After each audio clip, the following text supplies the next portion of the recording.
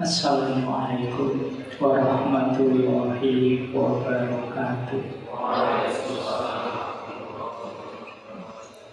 Bismillahirrahmanirrahim. Alhamdulillahirabbil alamin. Wa bihi nasta'inu ala umuri dunya waddin. Allahumma sholli wa sallim wa barik ala habibina wa syafi'ina sayyidina wa maulana Muhammadin wa ala alihi wa ashabihi wa man tabi'ahum bi ihsanin ila yaumiddin. Amma ba'du. Bismillahirrahmanirrahim. Kita lanjutkan belajar lagi. Malam hari ini kita melanjutkan di tema mengenali diri dan mengendalikan diri. Malam ini kita belajar satu jalan pengendalian diri yang paling masyhur, paling sering diceramahkan, paling sering kita sebut-sebut dalam berbagai kondisi hidup kita, yaitu tema tentang kesabaran. Baik, nah ini yang melemahkan kesabaran. Sebab 10 menit lagi kita akan jawab. Yang pertama, lemahnya keimanan dan kurangnya keyakinan. Orang yang tidak sabar karena kurang masuk, kurang yakin. Kurang yakin bahwa Allah pasti menolong kita. Kurang yakin bahwa Allah meridhoi kita, melindungi kita yang sabar. Merasa bahwa kita yang menyelesaikan masalah sendiri. Sementara kita merasa kita lemah, akhirnya kita putus asa dari sabar. Kalau kita mau melampaui kewajaran. Yang kedua, lemahnya jiwa. Lemahnya jiwa itu berarti kita datang tidak terlatih. Jika kita lemah, mudah terpengaruh. Orang yang mudah terpengaruh sulit sabar. Maunya dapat begitu diprovokasi, kamu lagi. Ini masalah. Terus tertipu oleh syahwat. Syahwat jiwa, nyari enak saja. Ini sulit sabar. Karena orang yang jiwanya mencari enak saja, dia akan menghindar dari ujian, dari kepahitan hidup. Sementara banyak hal-hal baik yang tidak kita capai dengan mengalami kepahitan-kepahitan dulu. Sehingga ketika kita tertipu oleh kesenangan syahwat, kita biasanya tidak tangguh. Jadi misalnya ketika disuruh yuk sholat tahajud itu pahalanya besar. Malam hari yang berat bahwa saya ngantuk, itu malah jalan ya sudah. Kita harus pilih yang nyaman, pilih yang enak. Kenapa? Tertipu oleh kesenangan. Terus, ya, tidak rela dengan yang sudah terjadi. Ketetapan itu membuat orang sulit sabar. Komplain, protes, tidak rela dengan ketetapan. Kalau belum terjadi, silahkan kita pikir berupaya sesuai yang kita inginkan. Tapi kalau sudah terjadi, saatnya terima. Bahwa ada yang harus diperbaiki, iya kita perbaiki. Tapi yang terjadi ini mau tidak mau harus kita terima. Itulah ketetapan Allah. Banyaknya ridho kita atas ketetapan Allah, sulitnya kita bersabar. Kalau kita tidak ridho, ya Allah tidak mungkin ridho pada kita. Rumusnya radhiyallahu anhu wa radu anhu. Jadi keridhaan kita jadi cara ridhonya Allah pada kita. Mungkin sabar kita tidak hanya dalam kepahitan, tapi juga dalam kenikmatan. Seperti apa sabar dalam kenikmatan itu? Yang pertama, sabar dalam kenikmatan adalah hibah. kita itu tetap sadar. Jadi ketika kita dapat nikmat, ayo tetap sadar, jangan lupa diri itu. Jadi ketika kita dapat kenikmatan, Pak, sabar itu kan dalam kesulitan, kalau dalam kenikmatan harus sabar ya. Karena banyak orang lupa diri di dalam kenikmatan. Maka ketika kita dapat nikmat harus sadar terus. Jangan sampai lupa diri, jangan mengendalikan diri, jangan loss. Yang kedua adalah jangan isrof. Jangan mentang-mentang uangnya banyak terus berlebihan. Saya kalau hari ini sehari makan 10 kali juga bisa, tapi jangan makan 10 kali juga. Itu namanya isrof. Saya berpikir 10 saat ini juga mampu, uang saya banyak, apa yang tak bisa saya beli ya. Tapi yang kamu butuhkan berapa, jangan isrof. Itulah sabar dalam kenikmatan. Dan selalu yang kamu bisa kamu mampu terus kamu tak ada di kamu. Ini kemampuan menahan diri juga. Kemudian tetap tawadhu, riayatu tawadhu, menjaga kerendahan hati. Jangan sombong. Meskipun dapat kenikmatan, sadari bahwa semuanya anugerahnya Allah. Dan yang terakhir riayatu Allah, menjaga hati. Jadi jangan sampai kenikmatan berubah jadi kotoran yang menghalangi kita dari Allah. Dalam Al-Quran disebut Allah itu bisa menjadi fitnah. Fitnah maksudnya apa? Dia menghalangi kita dari Allah. Jadi hijab kita tidak dapat Allah. Maka jangan sampai kenikmatan itu berubah jadi penghalang kita di hadapan Allah. Jadi ternyata tidak hanya dalam kesedihan, dalam kenikmatan hidup kita perlu sabar mengendalikan diri. Jadi kita kemudian jangan isrof, tetap riayat tawadhu, tetap menuntut, tetap sadar bahwa semua anugerah Allah kita jasa kita dan menjaga hati.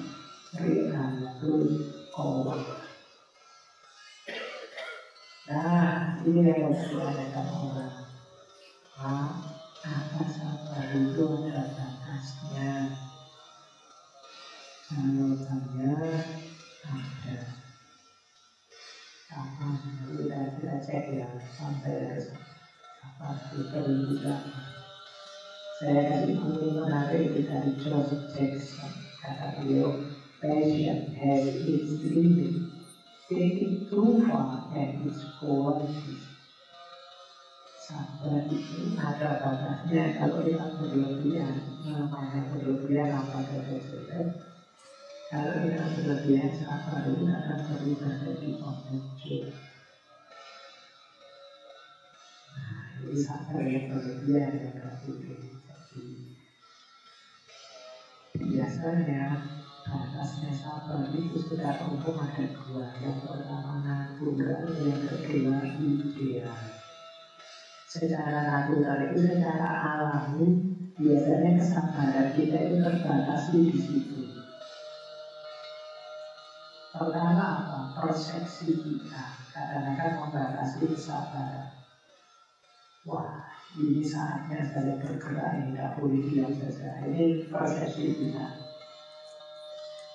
Kalau saya diam saja hancur, berarti saya berarti persepsi tentang keadilan, tentang kebenaran, tentang kebaikan.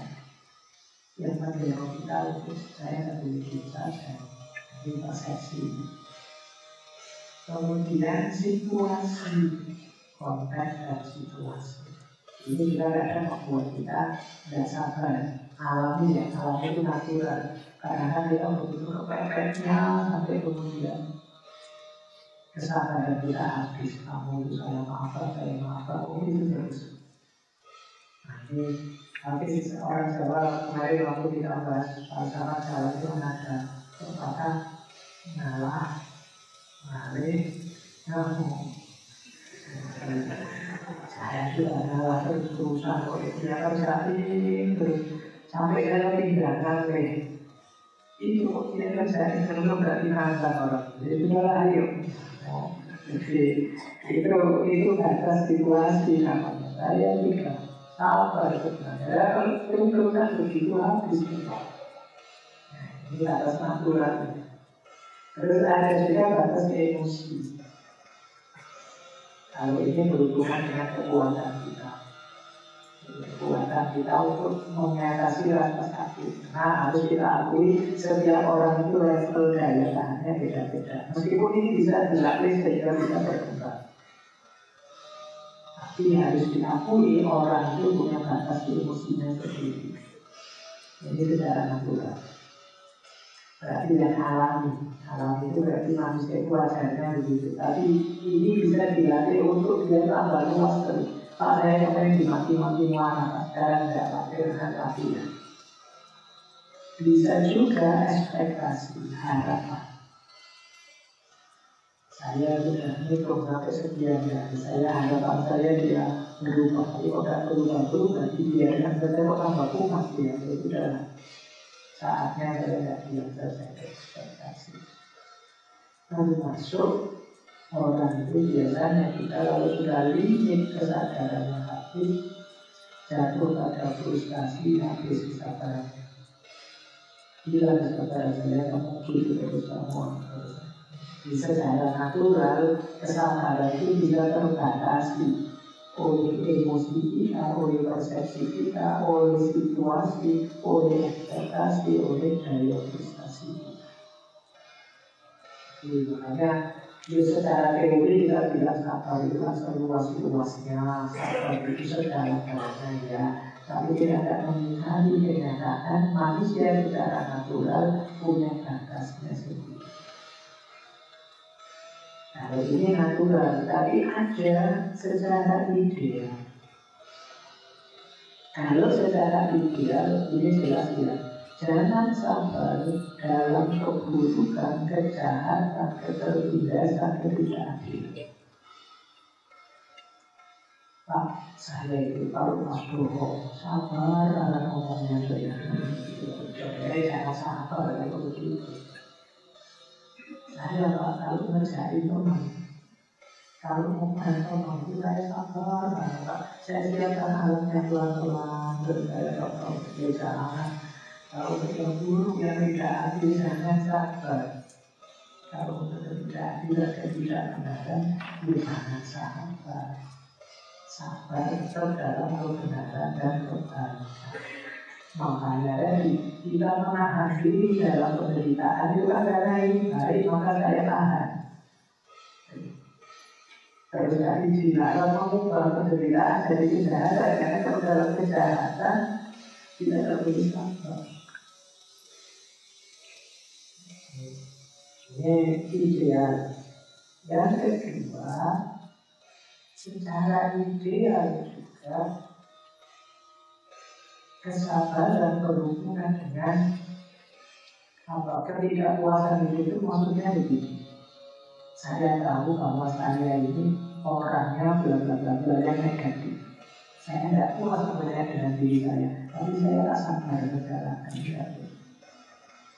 Ini yang secara ideal jangan sabar. Saya itu orangnya kalau bikin sholat itu akan amin-aminan, tapi bagaimana lagi inilah kenyataan diri saya. Nah, itu jangan sabar. Yo ayo diubah diri. Kadang-kadang kita pakai argumen itu kan, ya saya aslinya begini mau apa-apa. Ya mau kamu berubah. Jadi lebih baik. Jadi jangan puas saja dengan hidupmu yang masih banyak kurangnya. Ayo itu dari ini secara ideal. Kemudian ada kalanya pandangan hidup kita menuntut jangan diam saja. Jangan tenang saja. Kamu harus gerak, kamu harus mengatasi ini, kamu harus menyelesaikan itu. Nah, ini secara ideal di titik itu dengan sabar. Bergeraklah, berjuang. Ya, ada yang tanya, sabar itu ada batasnya? Ada. baik secara natural maupun secara ideal. Tapi kalau yang secara natural, kalau bisa kita latihan terus biar batas kesabaran kita memanjang meluas.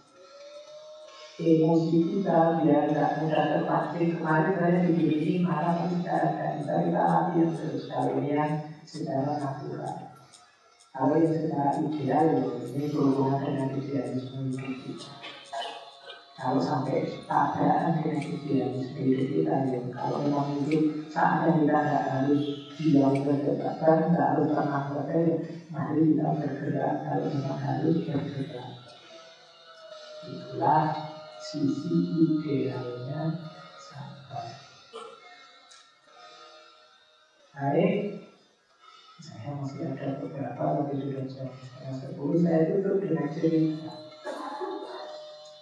Ternyata di antara Asmaul Husna, nama-nama indahnya Allah itu ada As-Sabur. Allah lah yang Maha Sabar. Nah, saya kasih cerita ya, gambaran sabarnya Allah pada kita manusia. Pada satu ketika datang utusan pada Nabi Musa dari sebuah desa. Utusan ini mengadu pada Nabi Musa, wahai Nabi Allah, sudah lama tidak turun hujan di desa kami, sehingga banyak kekeringan, banyak penderitaan. Mereka meminta Nabi Musa berdoa pada Allah minta hujan. Sama Nabi Musa dituruti ya, tidak saya minta hujan. Nah, setelah Nabi Musa berdoa meminta Allah menurunkan hujan, Allah menjawab begini kepada Nabi Musa, wahai Musa, jika engkau ingin aku turunkan hujan ke desa itu, maka keluarkan dulu seorang laki-laki dari desa itu yang suka melakukan dosa dan maksiat padaku selama 40 tahun ini. Jadi Allah mengingatkan, wahai Musa, selama masih ada orang itu yang dia tadi melakukan dosa maksiat sampai saja selama 40 tahun, kamu singkirkan dulu orang itu. Kamu keluarkan dulu dari desa, nanti hujan bisa turun. Nah, terus Nabi Musa setelah dapat jawaban begitu, ya Nabi Musa mulai bercerita pada penduduk desa. Beliau sudah berteriak-teriak berkeliling desa. Siapa yang merasa selama 40 tahun ini banyak melakukan dosa dan maksiat, tolong keluar dari desa ini. Nabi Musa bolak-balik mengumumkan, tidak ada satupun yang keluar. Tiba-tiba hujan turun deras sekali. Padahal belum ada laki-laki yang keluar. Dia penduduk desa senang. Sebenarnya hujan turun, alhamdulillah selesai. Giliran Nabi Musa yang heran. Tadi saya disuruh mengeluarkan orang belum keluar sudah hujan. Bertanya Nabi Musa kepada Allah, ya Allah, ini tidak ada satupun laki-laki keluar dari desa ini, tapi kau sudah menurunkan hujan. Jawabnya Allah, wahai Musa, ketika aku tadi berkeliling mengumumkan beritaku, hambaku yang suka melakukan maksiat itu menjadi malu. Diam-diam dia menangis dan memohon ampunanku. Maka aku ampuni seluruh dosanya dan aku turunkan hujan. Nabi Musa terus bertanya lagi, ya Allah, siapa sih pelaku maksiat itu? Coba engkau sebutkan namanya padaku. Allah menjawab, wahai Musa, selama 40 tahun aku bersabar atas maksiat-maksiatnya dan aku sembunyikan namanya. Bagaimana mungkin aku menyebut namanya setelah dia bertobat padaku? Allah yang Maha Sabar. Nah, kalau kalian hari ini tidak betapa angkara murkanya manusia, kurang ajarnya, durhakanya, peristiwa-peristiwa memilukan hasil karya manusia, rusaknya bumi dan lain sebagainya. Untungnya Allah itu sabur, Maha sabar, Maha yang setia menunggu kita untuk kembali padanya bertobat. Kalau Allah tidak subur, mungkin dunia ini sudah hancur, tidak kemarin kemarin, apalagi tidak ada sesuatu. Jadi kalau kita tidak berkendali, nanti besok kita bisa menyembunyikan nama. Oleh karena itu, nanti kalau pakai istilahnya kaum sufi, kita akhlak lagi. Kita membiayai diri kita dengan kemuliaan-kemuliaan ilahi, antara lain kesabaran.